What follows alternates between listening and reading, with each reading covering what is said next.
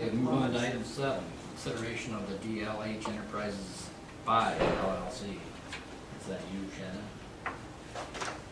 Yeah, we had our meeting last week. Probably a dozen people attended. Had great discussion between Iowa Select and the individuals, got a lot of questions answered. In the end, we had one individual that stated that they still did not want to go through. Main concern was wells. They were worried if the water usage would affect their wells because they have shallow wells. But besides that, at the time we had only one complaint. So. And Penny had a comment that she sent in. I don't know if she's. Can I present my comments? It's quite long, it looks like. I'll just summarize it. Okay. And I have some new stuff, All right. okay? I sent it to the press, but I also did a letter to the editor. And my concern is also about water quality. I did read the engineer's report, which states that groundwater can be 3 to 4 feet below the surface at that site, so they're going to tile around it, which tells me where the manure is going on the land. Likely groundwater could be 3 to 4 feet below the surface. When this facility is completed, just to remind everybody here who may not know, it's going to have 7,498 animals that are going to produce 10,083,876 gallons of manure annually. The clean water will be used to wash animal waste and contaminants from the buildings.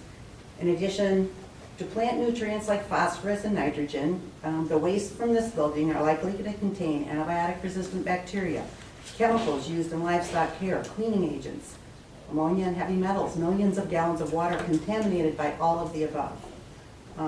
This will be then injected on the fields, which they've outlined. Studies have shown that in as little as 45 minutes, manure that's on the top of the fields can reach tile lines when it's injected. It can probably be even faster, especially if it rains after the application, which, you know, we have no control over Mother Nature. And, you know, a lot of our water is already contaminated with nitrates. I would just suggest you guys consider maybe the confinement people would like to have wells tested before this goes in for nitrates, nitrites, and any of the contaminants that they might be using, and then test it in a year, and then we'll know. If you don't find any of that in the wells, well, it's not causing a problem for the people. There's a lot of things we don't really know. And I'm just asking you guys to join with, I now realize it's 13 other counties have written letters, because I just read that, and somebody sent me this. I'm going to give you a copy. Mark Kuhn, my stapler kept working. Mark Kuhn is endorsing a petition by CCI to, I'll give you one too, Lowell, to, you know, revisit the matrix, to tighten up the matrix. Mark was in the legislature when the matrix was, you know, he helped write the legislation that created the matrix. But now he's on the Board of Supervisors, he kind of sees the other side. I will just highlight some of the things, the changes that he was asking for. Now, I gave you guys sample resolutions. I think you should consider just asking for there to be stricter requirements. This petition calls for increasing the separation distances between confinement operation and residences, hospitals, nursing homes, child care facilities, schools, churches, and businesses, and reducing the number of points awarded for meeting those distances, increasing the distance from private or public water wells, and decreasing the number of points for meeting those distances, adding designated areas, karst terrain, or wetlands to the areas where setbacks are required. Karst terrain, which is common in northeast Iowa, is land that contains limestone or other minerals that are easily eroded, which can result in large freshwater aquifers, but can also result in easier contamination from surface water to groundwater. In general, the proposed changes would reduce the number of points possible on many questions, requiring applicants to answer more questions to meet the 440 points threshold. There are statistics included with the petition. It states the number of confinement operations in the state large enough to be covered under the matrix has increased from about 1,000 when the matrix was passed to more than 3,000 now, and there's more than 5,000 other livestock operations that are probably too small, so they're not in the database. The petition notes that there are more than 800 identified water quality impairments in the state, and most of them are due to pollutants and conditions associated with animal waste. The goal is, it's not to block confinement operations, but to permit them in areas where it's appropriate. I know two of the areas where the current one, the one by New Haven, you know, the people that live there say, well, that, where they're gonna build it, that floods like every so often. It's not a designated wetland, because designated wetlands are different than, if there's a wetland, even maybe noted in a, you know, in the land contract, there's a wetland there, but if it's not designated, it doesn't count as a wetland. And we know some of these areas, even where the manure is gonna be applied, you know, tend to be wet. So I think it's your job to protect not only like businesses coming in, but the water quality, because what price are we being asked to pay? If our groundwater gets contaminated, if the surface water gets even more contaminated, then all of us are paying a price for a few people to have jobs and to profit. So I'm just asking you to, and I gave you lots and lots, I told, well, just make one copy. I gave you lots and lots and lots of information. And, you know, it's back as early as, this comes from the Iowa State, University of Iowa, that one.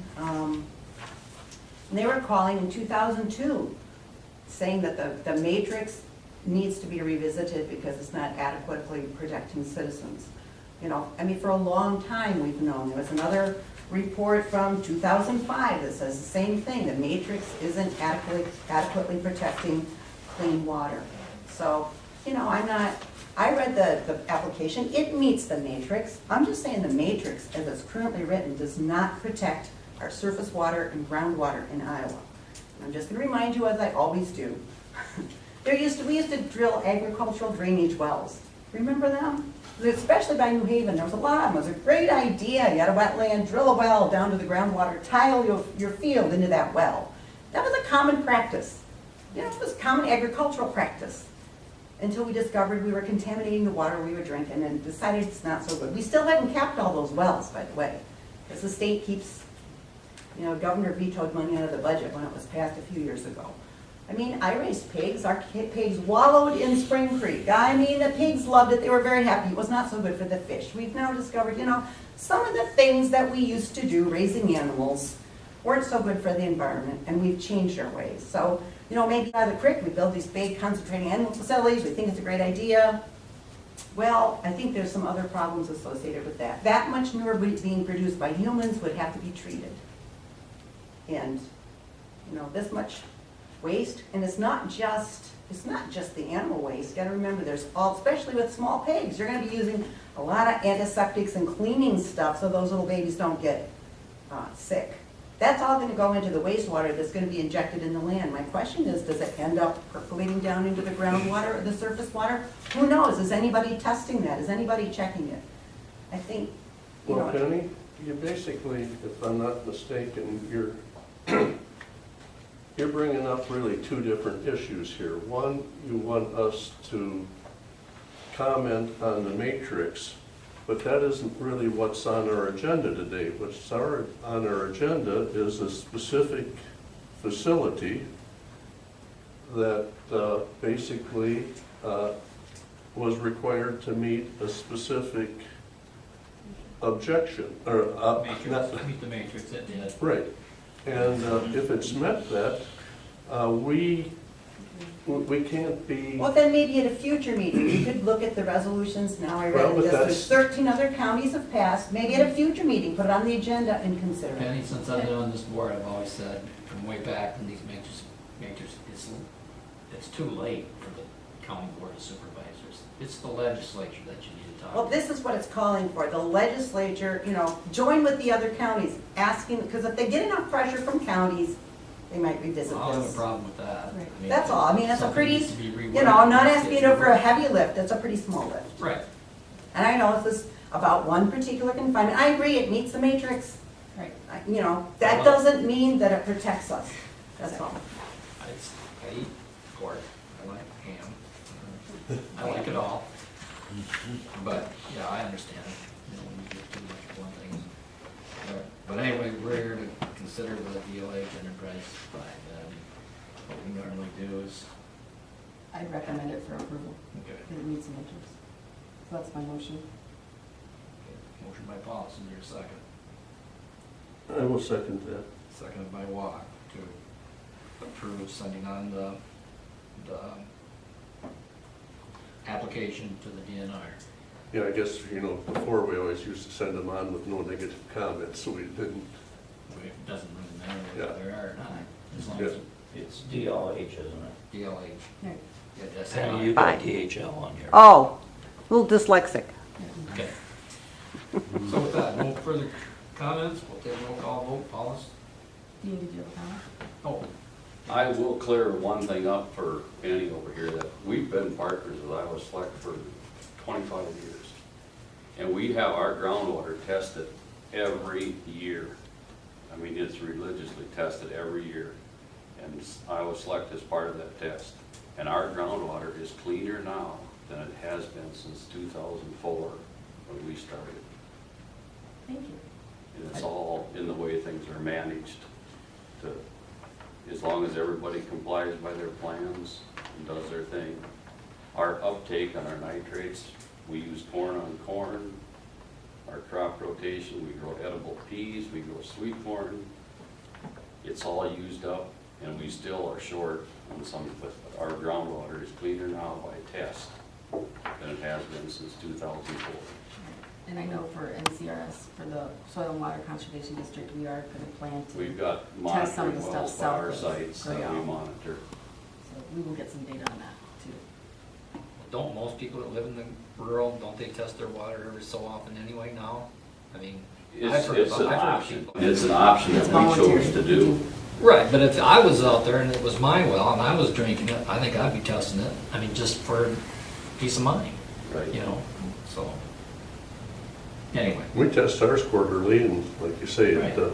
it's a 200 and some foot deep well, but tested quarterly and no problem. okay, we'll take a roll call vote. Pause. Aye. Block. Aye. Oakland Drive, motion is approved. Okay. Can we put on the agenda next week to consider resolution? For the matrix? And I'll pull up the one that Penny had, so we can go over it. There were 5 samples. I read in that article said there's 13 counties, so maybe Mark Kuhn would have what the other counties have said. You know, every county writes their own. Right. Right. You want to back up? Let's do the claims, and Sure, let's do the claims. that way we can get the... Minutes of You're good? Thank you. Thank you, June guys. 27th and the claims.